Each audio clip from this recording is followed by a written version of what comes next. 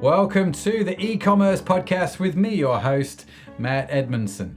The e-commerce podcast is all about helping you deliver e-commerce wow to your customers. And to help us do just that, I'm chatting today with Christian Simovic from Honey Badger Marketing in the land down under. Oh yes, we're going to talk about how to create a frothing at the mouth email list with plain text emails. And if that title doesn't intrigue you, I don't know what will. But before Christian and I jump into that conversation, let me suggest a few other podcasts that I also think you'll enjoy listening to, because we have loads of them now, Christian, on the website. We've got lots. So check out Why Everything You Know About Email Marketing Could Be Wrong. It's one of my favorite titles ever, with Gabby Rapone. She was an absolute legend. Love Gabby.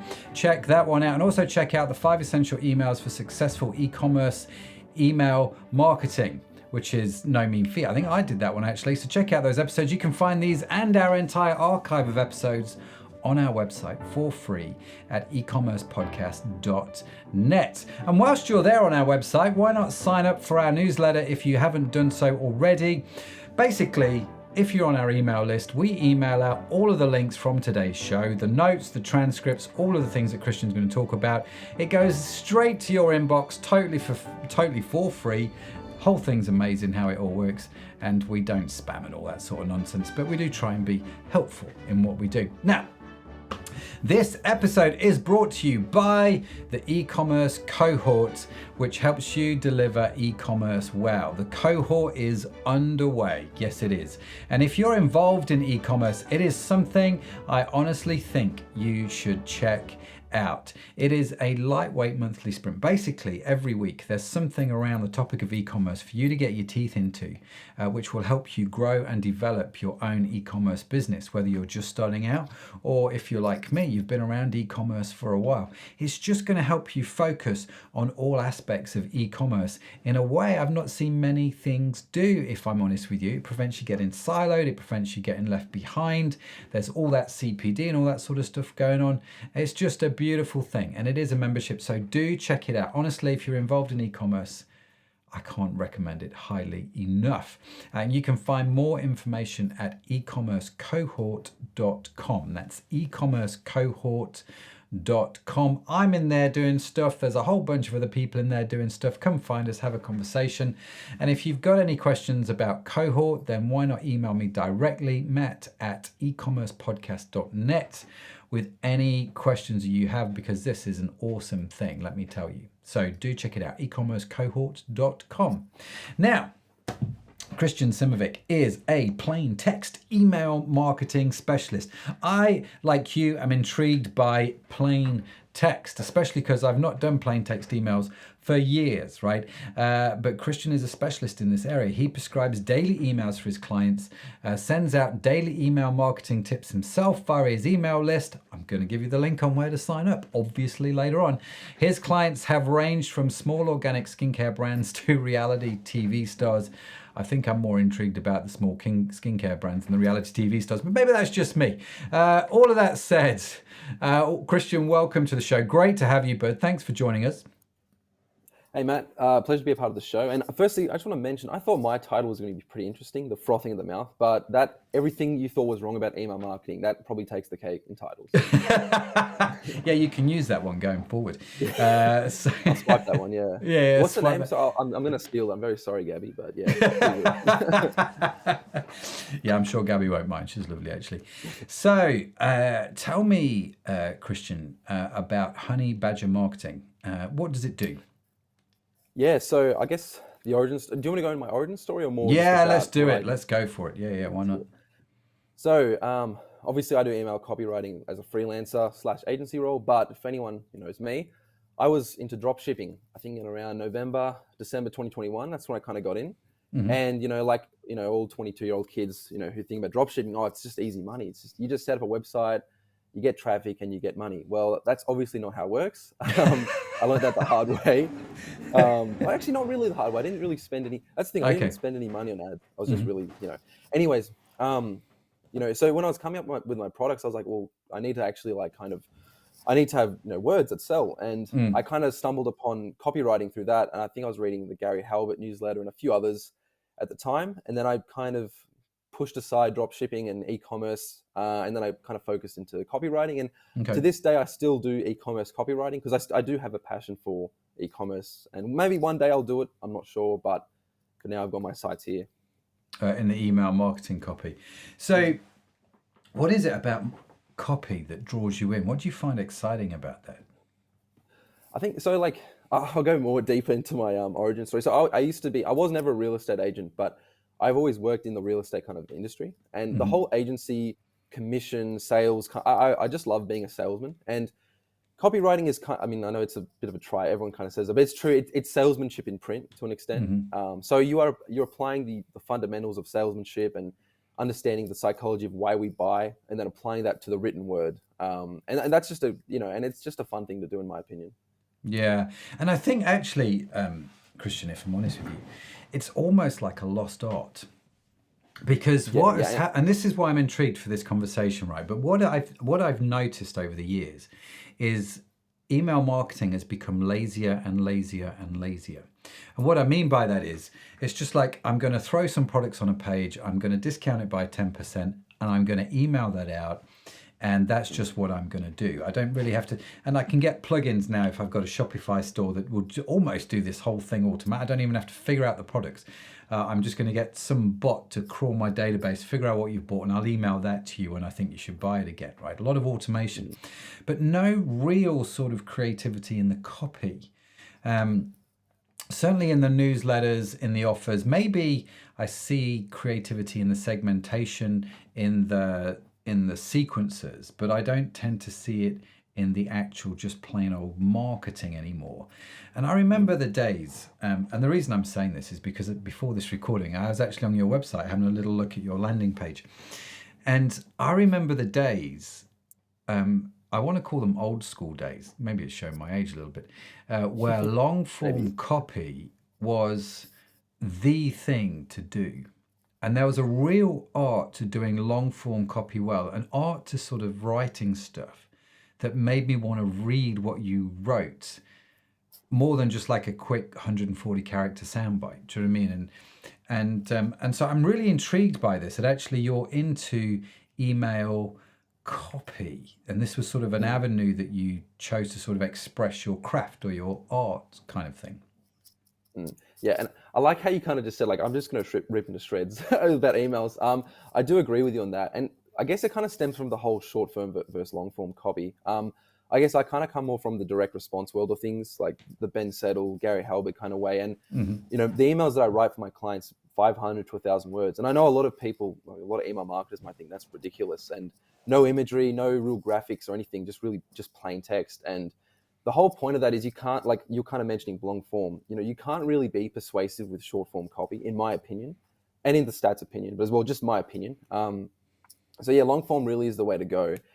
And I think a point you kind of meant about like just bringing back copy. It kind of goes back to a lot of people believe in branded copy and having like really short, not short headlines, but they think that shorter is better. And that's not always necessarily wrong or right. It's more of on a case by case basis. But I'm going to be biased here, and I always think that long form works better. You can we're talking about the whole like copywriting framework, problem, agitate, solution. Well, you can't really do that with 100 words. I've seen a lot of PAS or problem, agitate, solution examples on HubSpot, for example, and it's just 50 words and it's just boom, boom, boom. That's it. It doesn't really get into the specifics of why I should buy this product, the problems I'm facing, that kind of stuff. So I really like that about the whole email, and I try and put that into emails. Yeah, no, that's pretty. So you're talking about a 500 to 1,000 word email, and one of the things that we've noticed with one of the e-com companies that I've got is we do like the lazy, in effect. I really need to be careful. Jen puts a lot of effort into our emails. Actually, she's not lazy at all. I didn't say that. No.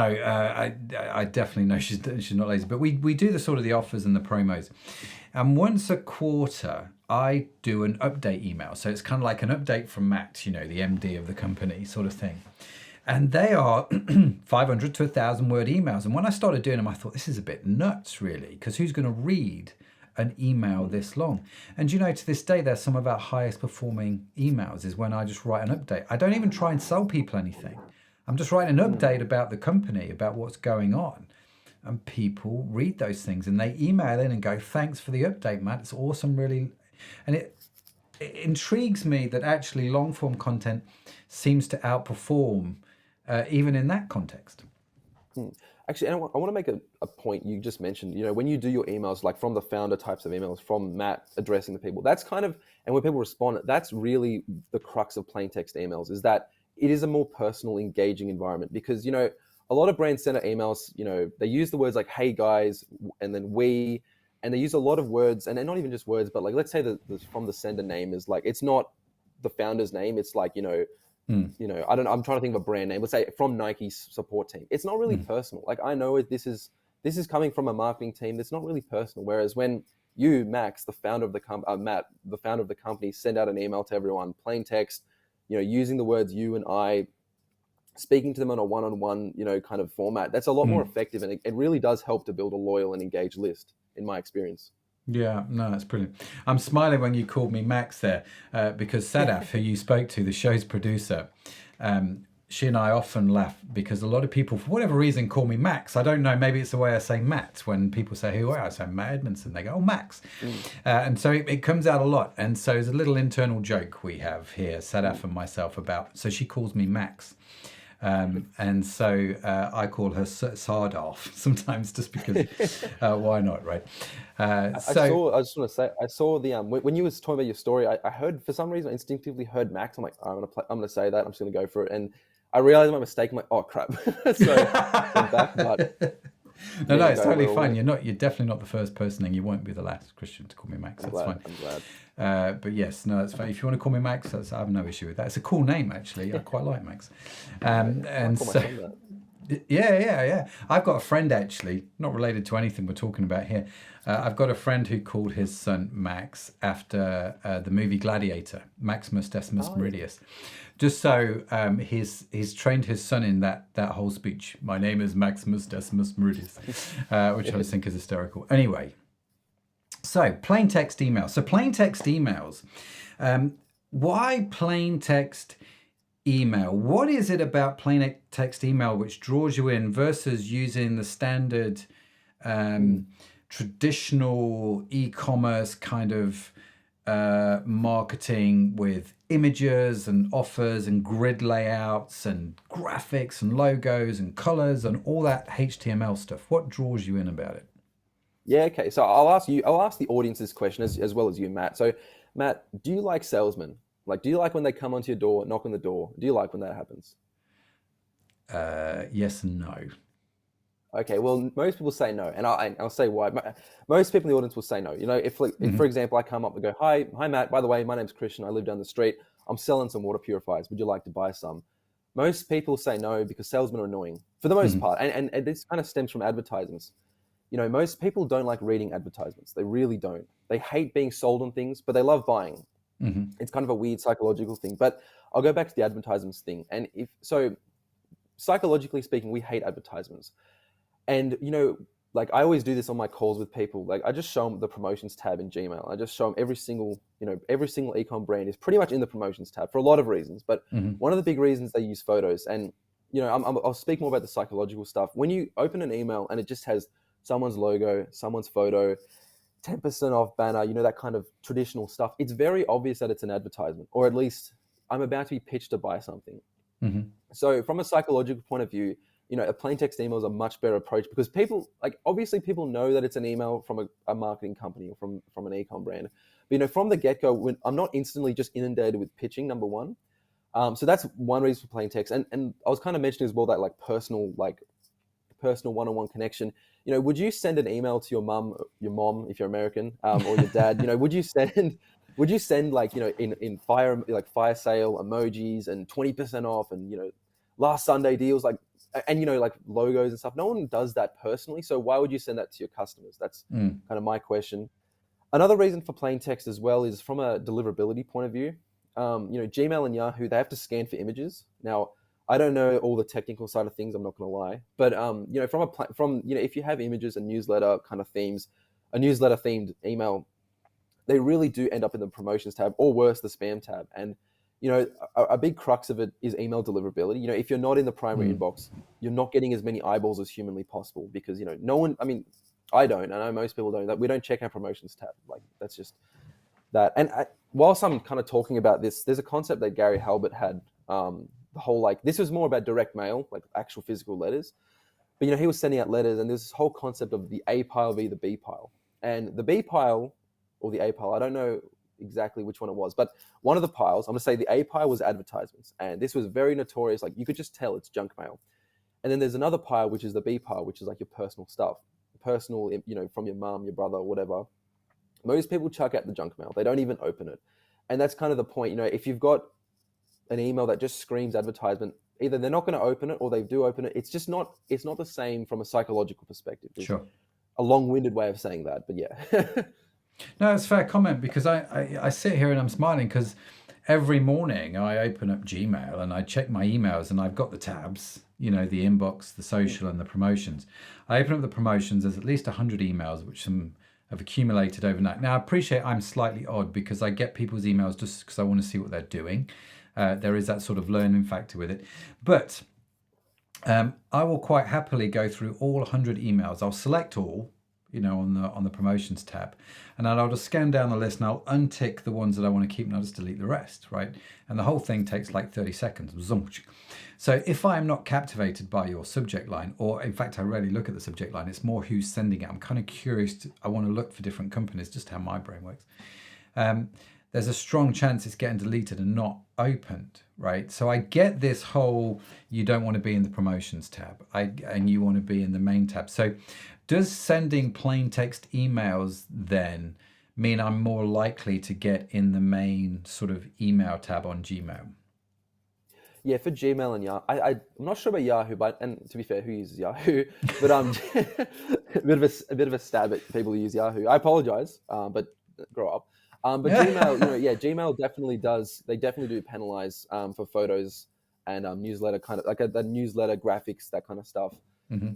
Very good English there. But yeah, they definitely do penalize. And I've done my own testing as well. And moving from my clients doing more the traditional style across to a plain text, we're hitting the primary. Not all the time, because a lot of the time, spam filters are hit.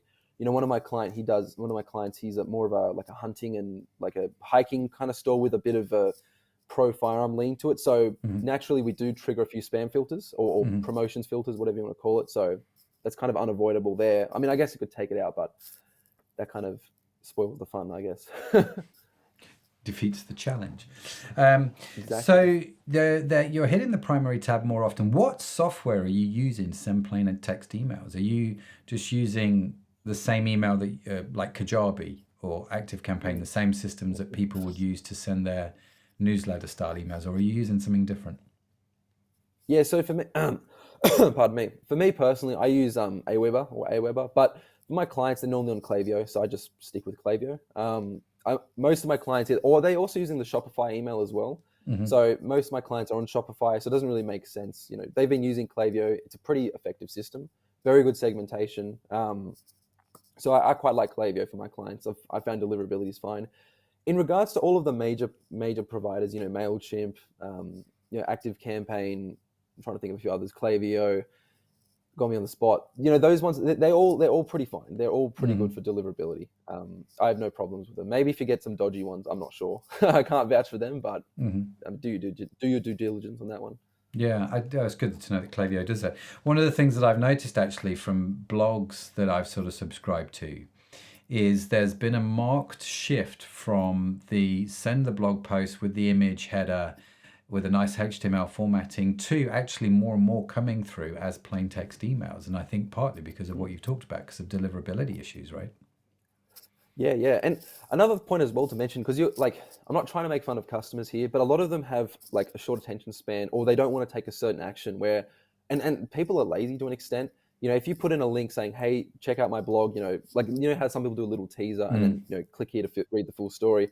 A lot of people kind of go, well, can you just put the whole story in, because I don't want to click a link, which I know that sounds really like petty, but seriously, like I instead just put the whole blog in, unless it's, well, no, even still, I just put the whole blog in. It's a bit better way to do it, in my opinion. Yeah, no, interesting. Something else to test. So you're using plain text, and it's interesting. The question is, why would you use it over traditional methods? Whereas I would say plain text is actually traditional, because that's how when we all started out, that's what we had to do. We didn't have such things as HTML newsletters. I mean, it rocked everybody's world when we could add an image to an email. Jeez. So we're going back, I think, almost to the early days of text messaging, the sort of very traditional. Where would you use plain text emails in an e-commerce context? Yeah, so I actually have an e-commerce or hunting client. I'll continue with that story. So I use purely plain text for him. I don't have any images unless it makes sense. So, if you've got like a weight loss company, or if you've got any kind of before and afters, then it does make sense to use the photo there, because it actually is it's a very persuasive image. Yeah. But when it comes to, and I would risk a little bit of deliverability for that, but when it comes to logo, like a logo or just a photo of the brand, I would never include that, because again, so I'll kind of mention as well, again, people don't resonate with brands as much as people think. Like, a lot of people think, oh, it's the font, or it's the color, or is it Montserrat or Calibri or whatever, like that. I don't feel like brands, we don't feel a sense of connection with brands when that happens. But what we do feel a sense of connection with is when a brand, for example, Matt, when you were talking about, having a personal from the founder type email, that's a lot more personal. Now, to get back on your question about when can you use it, I personally don't see a time when it's not applicable. Like, it will always work. Obviously, for some companies, like, I'll go with weight loss, before and afters. They're very, it's pretty crucial to have a photo there, because that is, a lot of the persuasion is through that. But even still, for most brands, a lot of brands might think like, oh, well, I need photos to convince people. I've never had that the case. A lot of the times they'll read my copy, they'll click the link, and then they'll see an image anyways on the landing page.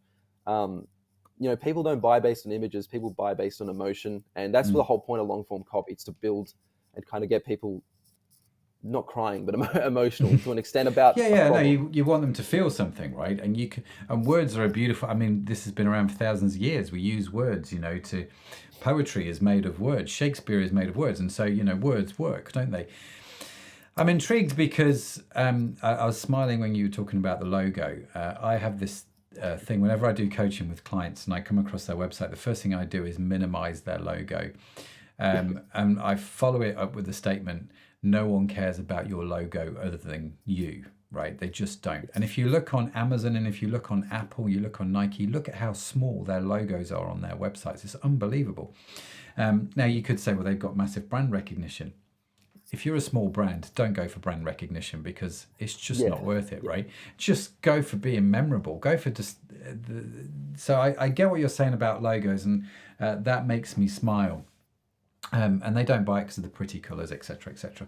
So, is there a case then? I guess for I have an e-commerce store, right? I sell stuff online.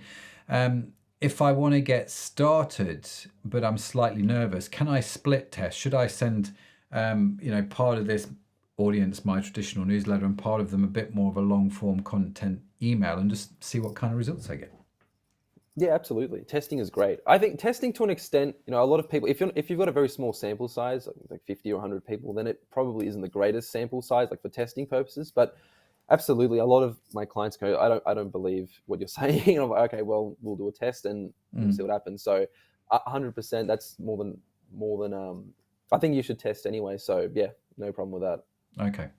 So let me run through some quick fire questions for you before we get into actually how to write a plain text email, and some of the methodology you use, because I'm curious to see how your brain works, Christian, if I'm honest with you. But before we get down there, what are some of the common misconceptions or hang-ups people have about email marketing? Like you mentioned or we mentioned in the bio, you're a proponent of emailing every day, and instantly, if I'm honest with you, there's a little voice inside my head going, whoop, whoop, whoop, alert, alert. Do you know what I mean? Dive. Yeah. Don't go there. So, should you email every day? Yeah. So, I'll answer the first question, because you kind of alluded to it. Like, how do you write emails? I guess. No, it's not a good way. I'll talk about the daily email. So, daily emails basically. The thing is, if you're sending, again, 20% off hard pitches every single day, I 100% agree. Daily emails are not really, they're not ideal at all. In fact, you'd probably get a lot of unsubscribes. And unsubscribes aren't necessarily bad. I'll kind of mention that in the future. But in terms of daily emails, why they're effective and why they're good. And I'll try and, it's kind of hard. Do you mind if I just say, how do I write an email? Just like my kind of way about it, just so I can provide a bit of context. No, let's do it. I mean, let's go there. We can always come back to these questions, and I can grill you about this for now. So let's have at it. Yeah, sure. So in terms of making a memorable brand and writing emails, a lot of the thing is, writing a long form email, I like to talk about people's pains or the market's problems. So for an example, I'll use one of my clients. Again, I'll use this hunting client because it's the easiest one I can think of. I wrote his emails yesterday. And there's an issue of waiting times in New South Wales in terms of the firearms registry and applying for licenses and that kind of stuff.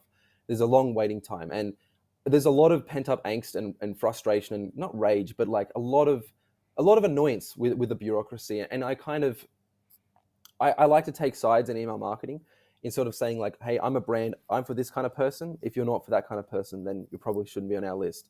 And for our list, they are angry at the firearms registry for whatever reason. And I go into forums, I go into Reddit, and I just read their opinions. And then I write an email about it, pretty much agreeing with them, just kind of ranting and raving about the problem. And so I kind of set up the whole thing with, here's a little story about this guy. Took him 3 months to get his firearms license. And then here are the comments, people kind of getting angry with it. I kind of agreed with him. And then I said, look, we were selling a slingshot, which it is legal in New South Wales. And, you don't need a license. So I was saying, having a firearm is great and all, but, an even better way, to get something right now, you can still kind of scratch that itch of shooting tin cans or whatever it is. You can like buy our slingshot. You can kind of see the way I framed it there. So when you write like that, a lot of people respond back to our emails saying like, yeah, I really agree with your take, man. I really like it.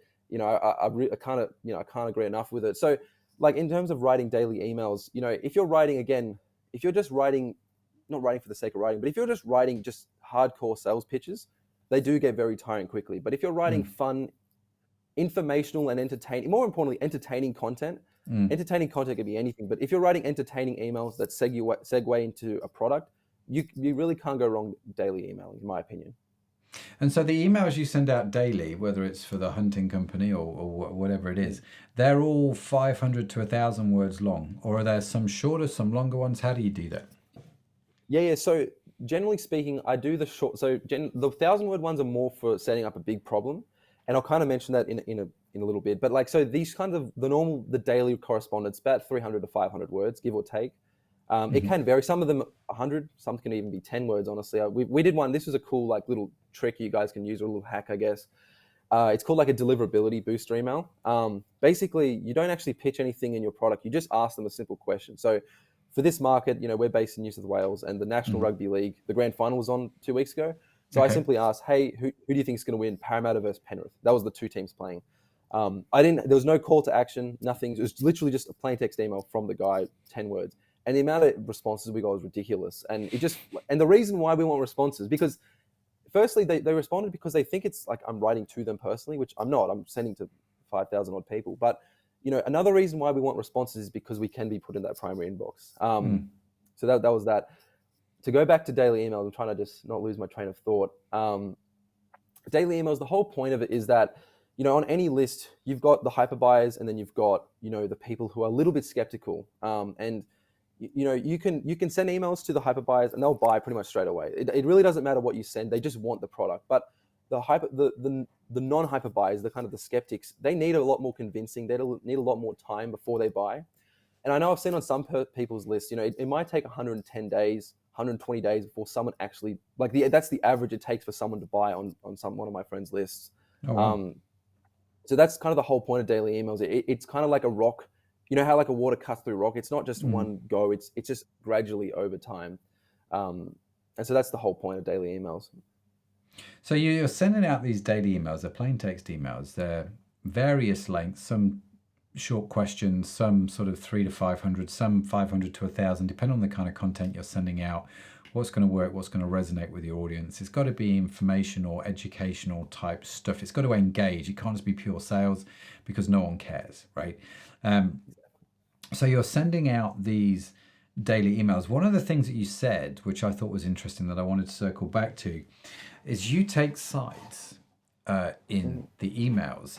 And I was talking to Adam, who was, until recently actually, he's moved on to bigger and better things, bless him, the marketing director of one of the companies I'm involved with. And he was talking about how as a brand, we need to become much more polarizing. We need to sort of take sides, take a stand on something.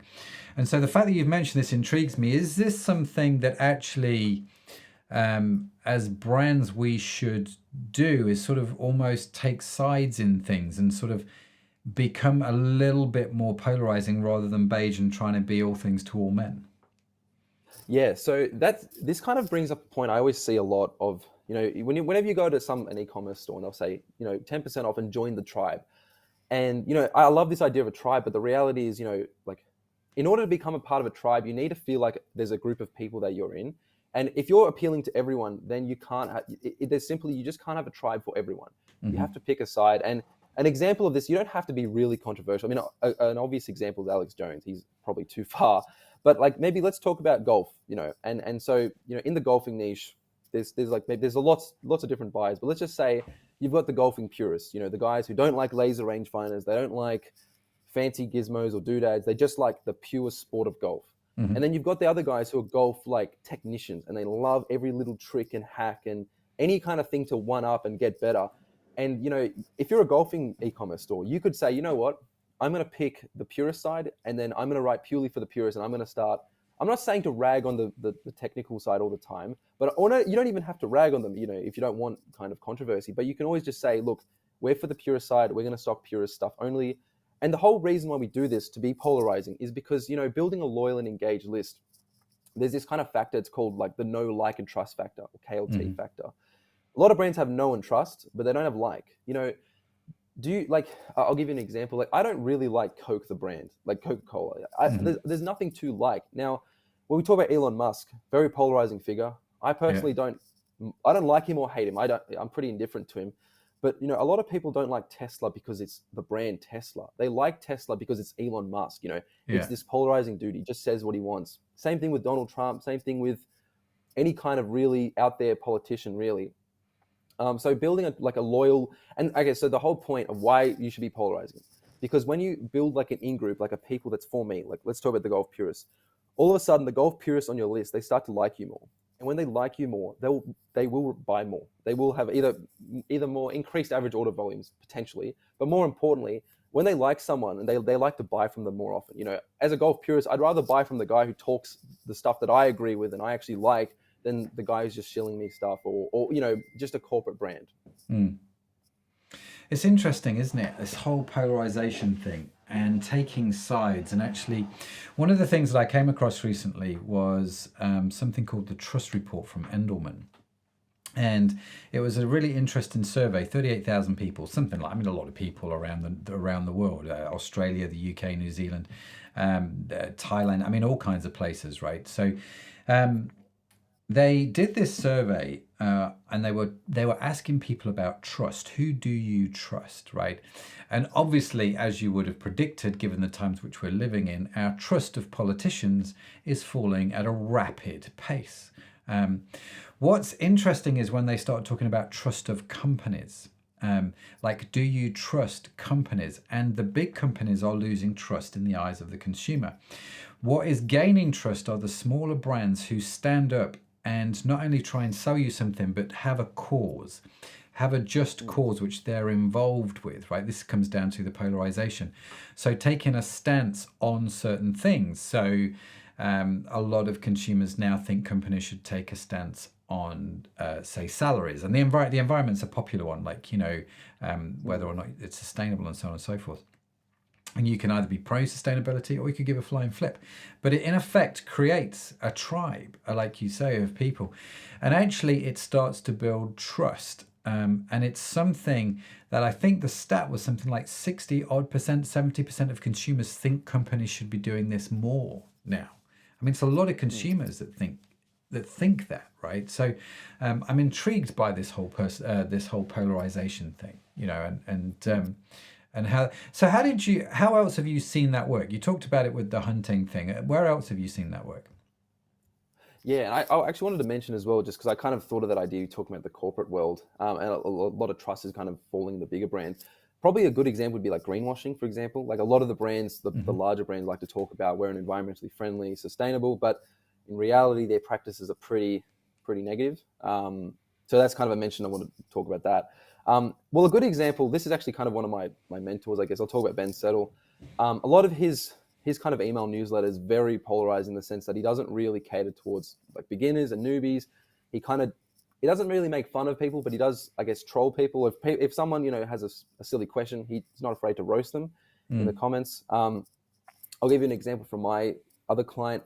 I'm not going to say his name, but he has like a psilocybin, which is, he doesn't like the term, but magic mushrooms, essentially.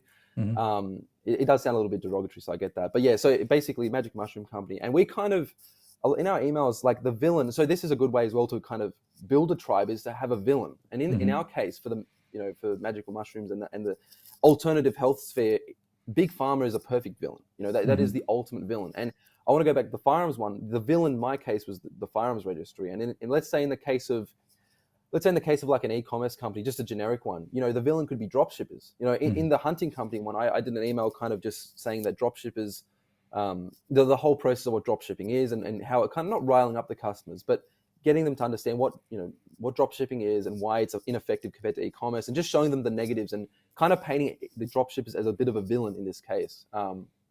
But yeah, the magic mushroom one, that was an awesome villain. Big Pharma was a great villain. And I don't always like talking about pains because, you don't want to always be depressing. We live in a very, very like fractured society nowadays, especially after COVID. A lot of people still are kind of depressed and very isolated. So I like to provide uplifting stories. And one of the stories for this psilocybin magic mushroom company was we did a story of this woman named Janet Lai Chang. She was someone online. And this was kind of her effects. She basically told the great benefits she got from, she received from, it's called microdosing or magic. That's what the whole thing is, microdosing. And it was kind of just an uplifting story of how she went from, depressed, nearly suicidal to, just feeling alive with energy, talking to people. She even spoke to a barista at an airport for like 4 hours straight. She was just that full of energy. So I like telling those stories as well. And it does hit a problem the market is facing as well at the same time. So, magic mushrooms aside, having a villain, I think, is quite an interesting idea. Who's the villain in the story? And I think about every well-written story, there's always a villain, right? There's always the arch nemesis. And so when you're writing these stories of heroism, have you come across a guy called Don Miller? Don Miller's a really interesting guy. Yeah, Storybrand. Yeah, absolutely. Yeah. Absolutely. And his whole theory, isn't it, is that when you write as though the customer is the hero, not the brand. You're not trying to make the brand be the hero. He likens it to Luke Skywalker. He's like, the brand is Obi-Wan Kenobi, the customer is Luke Skywalker, right? So you're writing them into your story as the hero. But he always talks about the villain. Who's the villain in the story? Who's the Darth Vader, right? Who we got to overcome? And that can be people, that can be other companies, that can be a particular problem, it can be a limiting belief. There's all kinds of things that villain can be, and that's part of the story of being the hero, which I think is quite interesting. So you send out daily emails, which I'm really intrigued by, actually. Do you get many unsubscribes? Yes, we do. And I'll be very blunt. So a lot of people go, unsubscribes.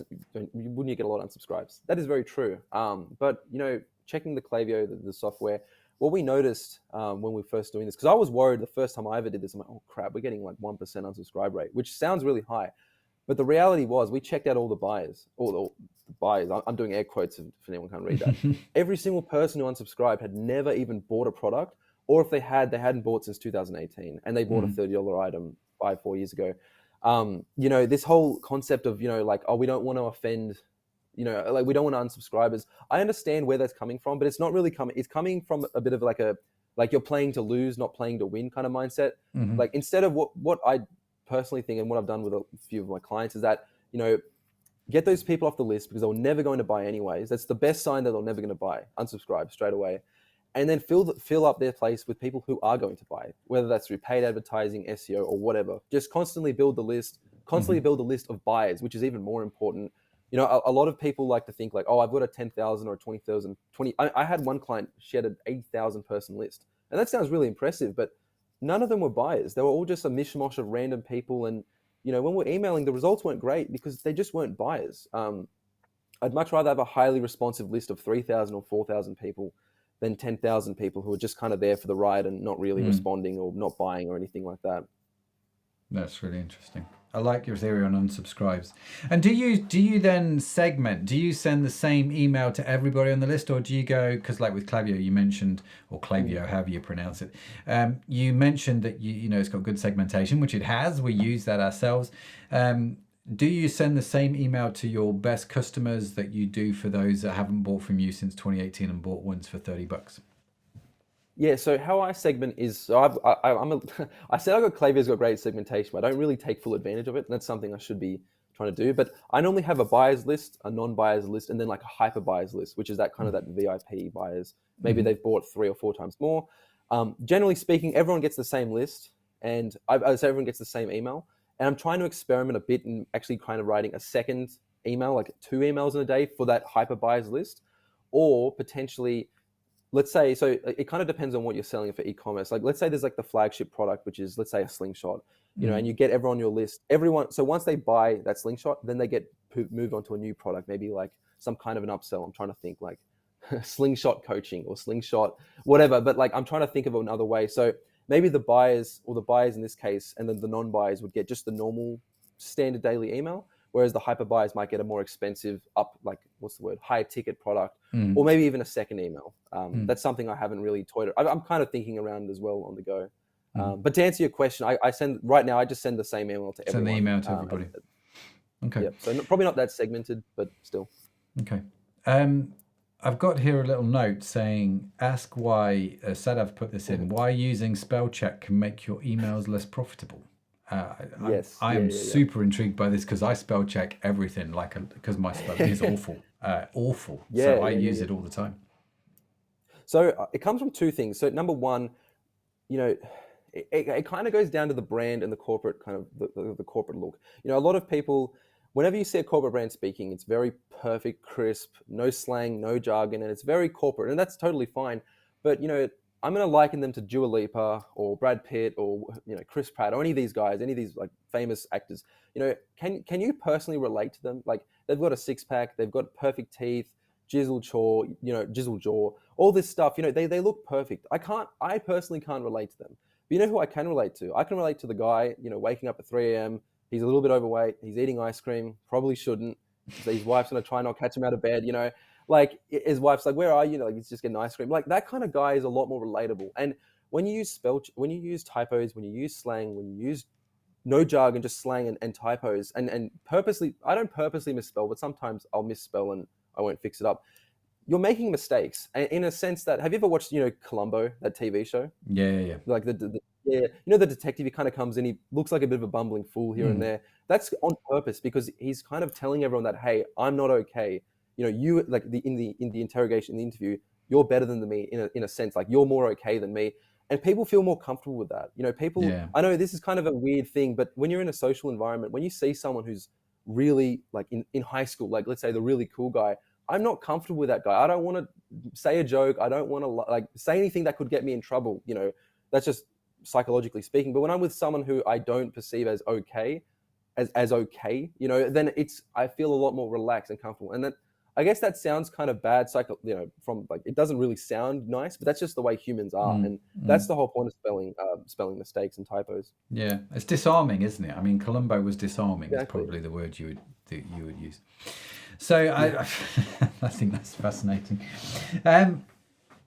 So can you run us through, Christian, your process for writing an email then that, you know, customers are going to want to read, that they're going to enjoy reading? What's the sort of, if I'm sat there at my computer, I'm staring at it, writer's block, blank screen, you know, what are some of the things that I can do? What do you do?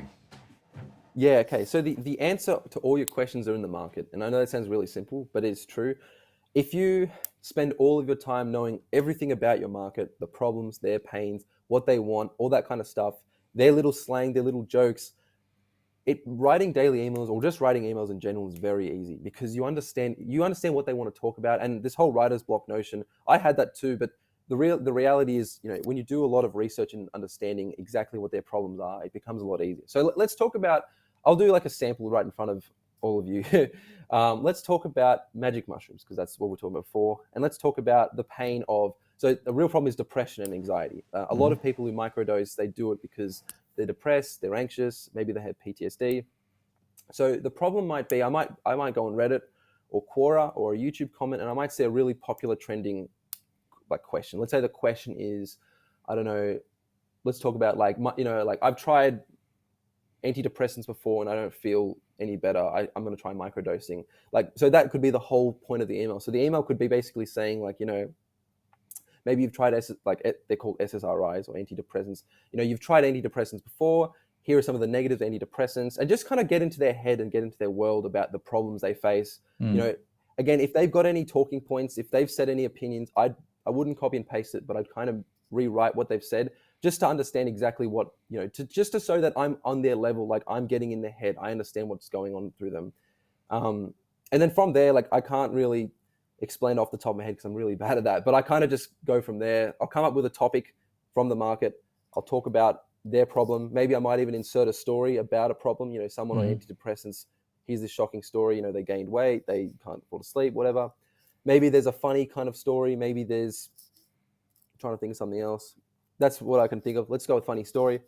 And then I'll kind of just segue that into my product, which is microdosing. And then I go like, look, if you're sick and tired of these symptoms, you should try microdosing. And that's a really crap, kind of like a synopsis of what I do, but that's just the general framework. At this point, I kind of just go into autopilot and just write them up, I guess. So when you write, and you talked about your mentors that you've looked at, is there a framework? Earlier on, you mentioned about PAS, the pain agitate solution, problem agitate. Yeah. Is there a framework like that you're thinking of when you write the emails? So you've got some kind of structure to it, like a beginning, a middle, and an end. I guess like now that I look back, I probably do. I don't consciously think about it.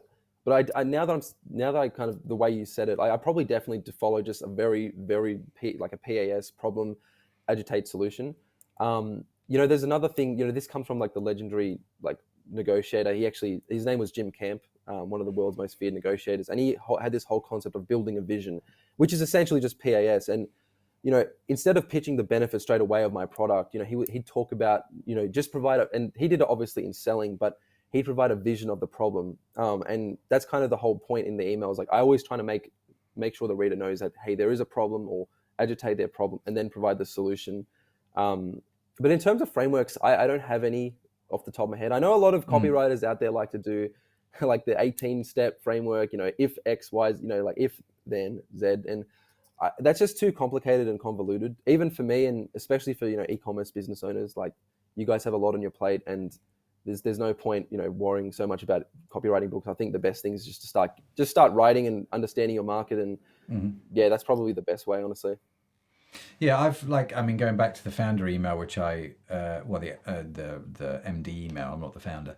But going back to that email that I write, I don't have a framework. I'm just trying to be authentic. And I think people respond to that. And for me, that includes telling a lot of stories, because I think stories work. But I'm curious about the PAS thing. I've seen that a few times, actually. I can't say I've ever used it. I've come across a few of them, like, ADA, the attention, interest, desire, action, or whatever. There's a few, isn't there? There's a few different frameworks out there that you can look at. But I think the bottom line is, my sort of takeaway, I think, from the conversation, Christian, is email marketing has sort of got into a bit of a rut. And one of the things that you can do to try and do something different is the plain text emails. And just try and be a little bit different in how you write them. Try and be a little bit more creative and try them and see what the responses are. And you can do that probably with your existing email provider like Klaviyo, or, Aweber, or a few of the others that you mentioned. So I'm intrigued by it, and I'm intrigued by how we can use this now as an e-commerce brand, and how we might sort of try and mix this up and change things around a little bit. So thank you for that. I'm kind of curious. I asked this question to all my guests at the moment, Christian, because I'm really curious to the answer, as I'm aware of time. You're standing before a live audience, right? You've just delivered your best keynote speech ever. The crowd's going wild. Yeah. We're sponsored by the e-commerce cohort. These guys are sat there in front of you, you know, all the members are sat there in front of you. You've just delivered your keynote. And so you take a sort of a little bow and you go, listen, this is fantastic. I would just like to thank ... Because without them, I wouldn't be here. Whether that's a book, a podcast, a mentor, family member, who is on your list? I'm curious. Yeah, I have to say it's probably my copy chief at the moment. His name is John Brandt. He's very slept on. He's a very good writer. He doesn't promote himself enough. His name is just John Brandt Copy. He's an exceptional copywriter. He really. I work for as a client. One of my clients is the Podcast Factory, and there's a group of writers there, and he's the copy chief, and he really has just transformed the way I look at copy and more importantly business. Honestly, you know, a lot of people like to spend money on coaches and masterminds, and there's nothing wrong with that. But I don't think you can't beat like one-on-one mentorship. That's why it's so hard to find though. But if you can, you know, having a mentor really is game changing for any kind of business, really. So John Brandt is your mentor then. I'm curious, what does that relationship look? Oh, unofficial, but what does that relationship look like? Yeah, so for the most part, you know, we kind of met in weird circumstances. Like it wasn't like I was signing up for a mentor program or anything. It was more or less I was working for this client. We have a group of writers, and then at the time he stepped up to be the editor, I guess, of all of our writing. He edits the writing, and then, you know, he also does similar to me, email freelance copywriting. I kind of just asked him a few questions, and he's very receptive to my ideas and asking questions, and he's always free to jump on a call or, you know, provide a bit of advice in the DM. So yeah, it's I never, like, to be honest, I never would have thought that this would have happened. You know, it's not like I kind of, you know, press X to get mentor. It's just kind of it just naturally occurred, and yeah, I'm forever grateful. Yeah, that's really interesting. So John, thank you if you're listening to the show. I'm always intrigued by the response people have when I ask them this question. So Christian, listen, how do people reach you? How do they connect with you if they want to do so? Yeah. So I have my my email list. It should be in the show notes somewhere. Sign up to my email list. I provide daily email tips and tricks. And you have to, right? After this conversation, you've got to provide a daily email. Yeah, holding me to account now. But yeah, it's daily email tips, but more importantly, more marketing tips more than anything. Email and just general marketing tips, because marketing really is the fundamental. Email is just a tool to get you there, but you know, the fundamentals is marketing. That's great. How long does it take you to write those emails? So it depends. At the start, it took me about an hour or two. There was a lot of second guessing. But when you don't spell check, maybe 30 minutes or so. Maybe about 30 minutes to 40 minutes, depending. If it's research laden, then probably longer. But if it's more of just a rant style email, probably 30 minutes, yeah. Fantastic. Well, we will, of course, link to Christian's links in the show notes, which you can get for free along with a transcript at ecommercepodcast.net. Or if you're signed up to our email newsletter, we don't email you every day, maybe yet, maybe need to rethink this. But if you want to sign up to our email newsletter, you can get all of this direct to your inbox automatically as it comes out. So yeah, Christian, thank you so much for joining us on the podcast. It's been great. And I think really challenging, because what you've done here, irrespective of whether people agree with you or not, you've challenged the norm, you've challenged the default, and you've said people think about this a little bit. And I've got a lot of respect for that. So well done. And thank you for coming onto the show and sharing your thoughts. Appreciate it, Matt. It was really, Matt. It was good fun. It was good fun. And I think I've got to check out Gabby's podcast to see if I can be more polarizing next time, because I've got to be the most, I don't know who, the Alex Jones of email writing, that's what I want to be. Yeah, no, fair. Well, it's good to have a goal, right? It's good to have a goal. Exactly. So there you go. So there you have it. What a fantastic conversation. Again, huge thanks to Christian for joining me. Also, a big shout out to today's show sponsor, the e-commerce cohort. Do head over to ecommercecohort.com. That's all one word, .com, ecommercecohort.com, for more information about this new type of community that you can and probably should join if you're involved in e-commerce. Be sure to follow the e-commerce podcast wherever you get your podcasts from, because we have yet more great conversations lined up like today's one with Christian, and I don't want you to miss any of them. And in case no one has told you yet today, dear listener, you are awesome. Yes, you are. It's just a burden you have to bear. I have to bear it. Christian has to bear it. We're just awesome. It's just the way it is. And so you can take that with you throughout the rest of the day. The e-commerce podcast is produced by Orion Media. You can find our entire archive of episodes on your favorite podcast app. The team that makes this show possible is Sadaf Bain, Josh Catchpole, Estella Robin, and Tim Johnson. Our theme song is written by Josh Edmondson and my good self. And as I mentioned, if you would like to read the transcript or show notes, head over to the website ecommercepodcast.net, and also if you haven't, sign up for our weekly newsletter, maybe changing it to daily. Hashtag the same. That's it from me. That's it from Christian. Thank you so much for joining us. Have a fantastic week wherever you are, and I will see you next time. Bye for now.